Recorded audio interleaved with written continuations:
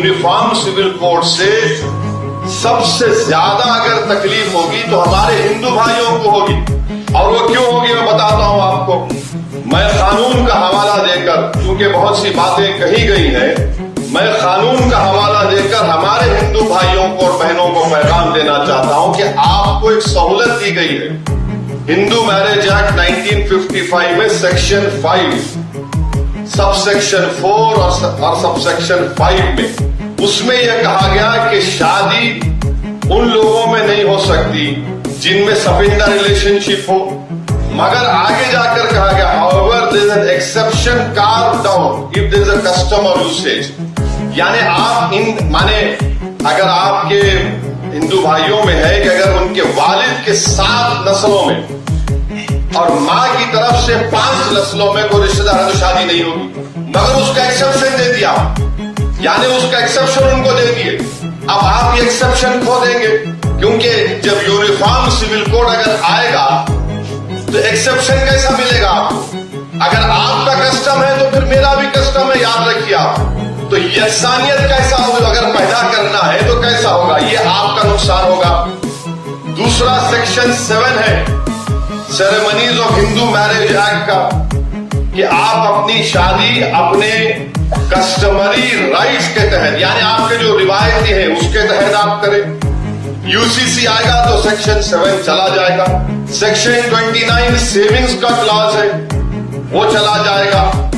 और section 2 subsection 2 है जो शेड्यूल्ड ट्राइब्स को एग्जाम करता है, उनको ये कहा जाता है कि उसमें कहा गया कि Hindu marriage act scheduled tribes पर अप्लाई नहीं होगा, तो फिर ये हमारे शेड्यूल्ड ट्राइब भाइयों का भी नुकसान होगा। फिर सेक्शन 3 का डेफिनेशन है जिसमें ये बताया गया कि कस्टम एंड यूसेज क्या है, वो आपसे चला जाएगा हमारे हिंदू भाइयों से। और तमिलनाडु के हमारे हिंदू भाइयों को मैं कहना चाहूंगा कि Hindu marriage Tamil Nadu amendment act 1967, इसमें अंग्रेजी में पढ़ता हूं सेक्शन 7 उस पर डाला गया 1955 के कानून में। क्या कहा गया? Introduce a special provision regarding Suyamariyathai and Seerthiruthha marriages, और उनके जो कस्टमरी रिचुअल्स हैं उसके तहत करेंगे। अब जब यूनिफॉर्म सिविल कोड लाया जाएगा तो आप इस चीज से महरूम हो जाएंगे तमिलनाडु में। फिर हिंदू सक्सेशन एक्ट पर आ जाइए आप। हिंदू सक्सेशन एक्ट ये कहता है कि सेक्शन 5 ये देखिए, सेक्शन 5 आप लूज कर देंगे। माने अगर किसी को एक स्टेट है, किसी को एक को दे दिया एक आदमी को, और इसका मिसाल दे रहा हूं, बीजेपी के जो शाही खानदान के लोग अभी बीजेपी मध्य प्रदेश में है, भाई और उनके मरहूम भाई और बहनों में आज भी कानूनी केस चल रहा। नाम लूंगा तो फिर मीडिया वाले 6 बजे से मेरा निकाह शुरू करेंगे, तो अक्लमंद को इशारा काफी है। तो ये कानून अगर आप यूसीसी आएगा तो हिंदू सक्सेशन एक्ट 1956 का सेक्शन 5 चला जाएगा आपका। और फिर आप आ जाइए section 6 devolution of interest in को पार्सनरी प्रॉपर्टी, ये भी गायब हो जाएगा। इससे नुकसान हमारे हिंदू भाइयों को होगा। क्यों होगा? क्योंकि जॉइंट हिंदू फैमिली में जो को पार्सनरी है वो ज्यादातर मिताक्षरा कानून पर। अब मुसलमानों को यह समझने की जरूरत है कि हमारे हिंदू भाइयों में 2 स्कूल ऑफ थॉट है, दया भागा है, मिताक्षरा।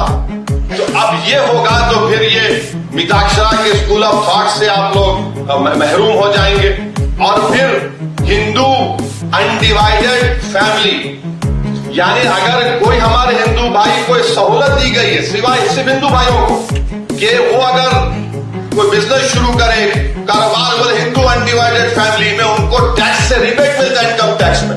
और अगर यूसीसी आएगा तो हमारे हिंदू भाइयों को 2015 का इनकम टैक्स का ये रिकॉर्ड बताता है कि 3062 करोड़ रुपया का उनको टैक्स रिबेट मिला। अब ये कैसा रहेगा फिर यूसीसी में? ये हमारे हिंदू भाइयों को सोचना पड़ेगा। फिर आप आ जाइए सेक्शन 2 है उनका, सबसेक्शन 2 है, सेक्शन 3 है। अच्छा, हिंदू माइनॉरिटी गार्डियनशिप एक्ट है, सेक्शन 6 चला जाएगा, सेक्शन 6 चला जाएगा। हिंदू माइनर के ताल्लुक से, फिर Hindu adoption and maintenance act 1956 है, उसमें एक बात कही गई कि अगर आप किसी को एडॉप्ट करना चाहते हैं, गोद लेना चाहते हैं, तो कानून तो यह है कि आप किसी को गोद लेंगे जो जिससे शादी नहीं हुई। मगर यहां पर हिंदू भाइयों को एक एग्जेम्पशन दिया गया कि अगर आपका कस्टम है कि वहां पर किसी की शादी भी हो जाती तब भी आप उसको गोद ले सकते हैं, ये आप इससे महरूम हो जाएंगे। और 15 साल से ज्यादा भी है, अगर कस्टम है तो आप ले सकते हैं, आप उससे भी महरूम हो जाएंगे। तो ये बात समझने की जरूरत है। और अगर आरएसएस ये समझ रही है कि मुल्ला जी को निशाना बनाएंगे, तो भाई साहब आप हमारे नाम पे किसी और का नुकसान कर रहे हैं आप। और आप ये मत समझिए कि बातें सब नहीं निकलेंगी, निकलेंगी, आज निकल चुकी है, कल भी निकलेंगी।